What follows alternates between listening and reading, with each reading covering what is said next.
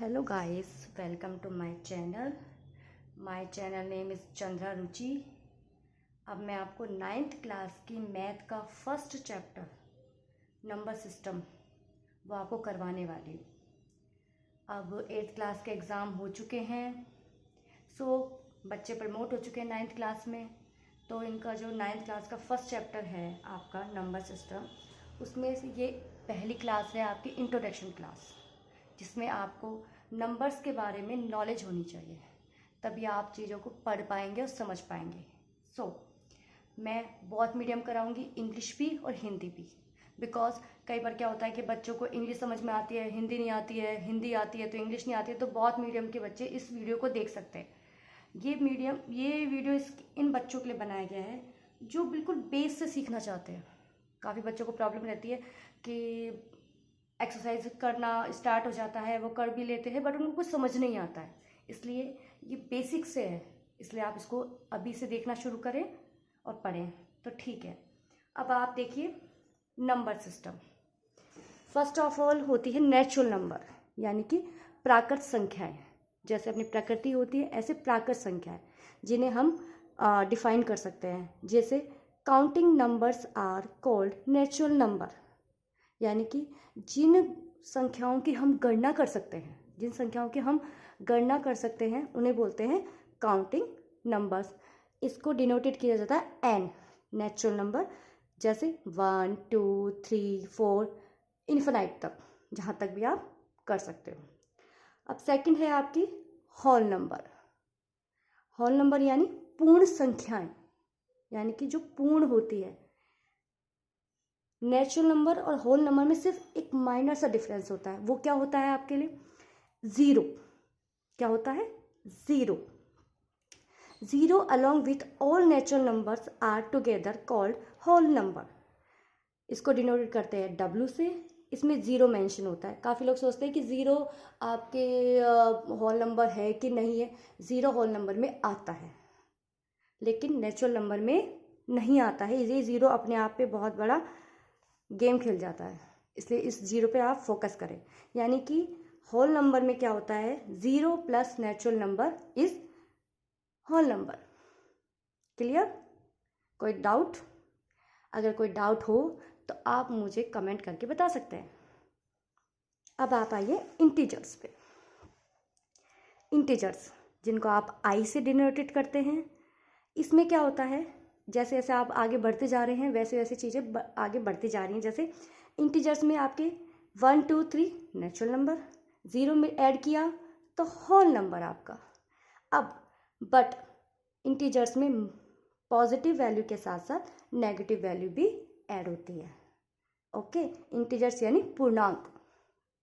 Okay, clear?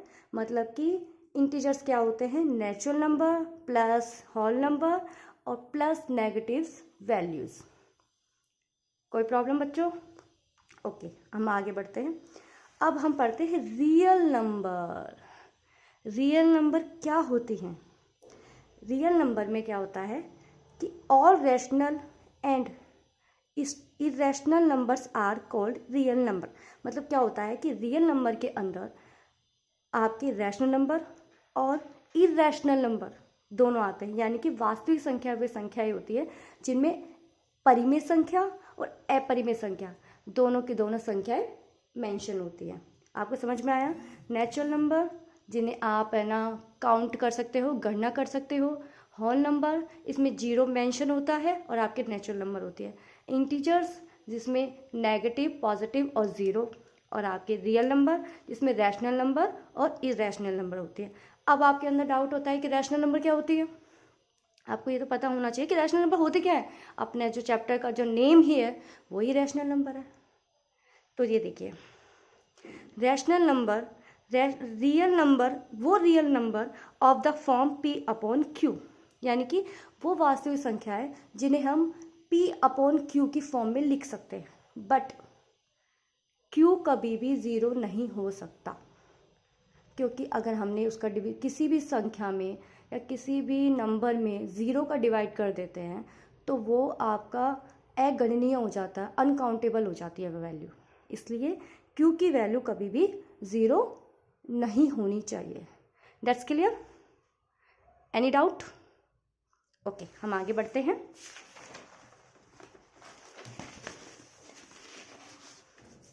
अब ये देखिए, all integers can be express as rational number. मतलब कि आपकी जो रैशनल नंबर, ऐसा मतलब ये मान लीजिए कि इतनी बड़ी होती है कि इसके अंदर सब कुछ मेंशन आ जाता है, आपके नेचुरल नंबर भी, होल नंबर भी, और आपके इंटीजर्स भी। एक कभी कभी स्टेटमेंट आ जाता है कि क्या आपके इंटीजर्स को आप रैशनल नंबर में एक्सप्रेस कर सकते हैं? यस। आप उसका आंसर क्या देंगे? यस, बिकॉज ऑफ, जैसे आपने एग्जांपल दिया -5 को आप है ना 1 लगा सकते हैं इसके नीचे, 0। हाँ, एक बहुत अच्छा क्वेश्चन आता है, बड़ा ट्रिकी क्वेश्चन होता है कि क्या 0 आपका रैशनल नंबर है?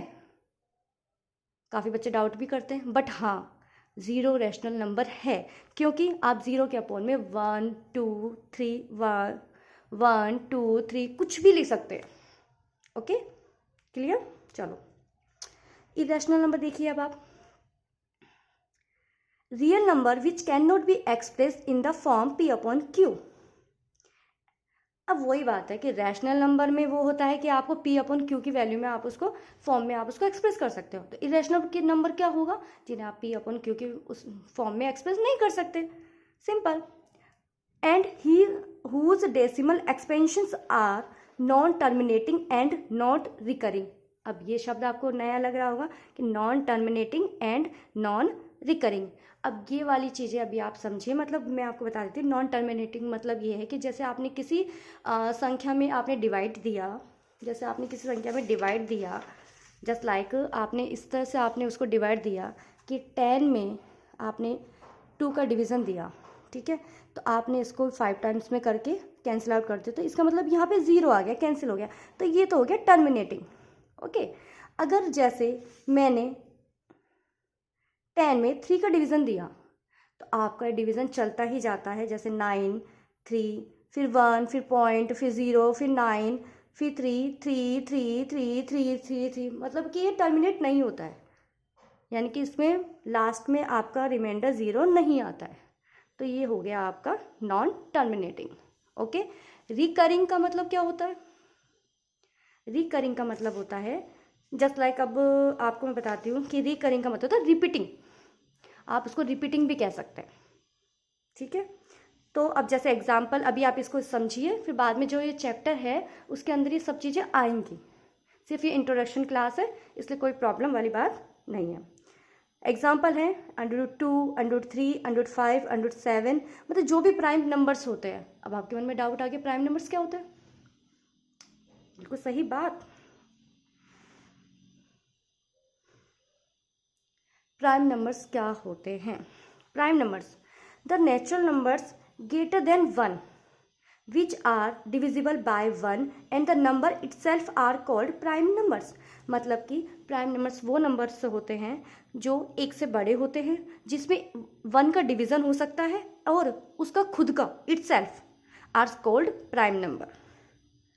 ओके, मतलब कि प्राइम नंबर्स हैव 2 फैक्टर्स, मतलब प्राइम नंबर्स में 2 फैक्टर्स होते हैं, सच दैट एक तो 1 एंड द नंबर itself। आपको ऐसे समझ नहीं आया, एग्जाम्पल से लीजिए, जैसे आपका 2 है, 2 में एक तो 1 का डिवीज़न हो सकता है एंड 2 में itself यानी 2 का भी डिवीज़न हो सकता है। तो ये हो गया आपके प्राइम नंबर्स। नोट लिखिए, 1 is not a prime number as it has only 1 factor. मतलब कि प्राइम नंबर में आपके हमेशा 2 फैक्टर तो होने ही चाहिए। अब आपको मैंने काफ़ी नॉलेज दी नंबर सिस्टम में, ये यहाँ पे है 1 is not a prime number as it has only 1 factor. Okay, अब आप इन सबको नोट डाउन कर लीजिए। एक्सरसाइज से जाने से पहले आपको नंबर सिस्टम के बारे में पता होना ही चाहिए, तभी आप क्लास को आगे बढ़ा सकते हैं। इसलिए अब आपको ये क्लास कैसी लगी प्लीज़ कमेंट करके मुझे मैसेज कीजिएगा। थैंक यू वेरी मच, मिलते हैं नेक्स्ट वीडियो में।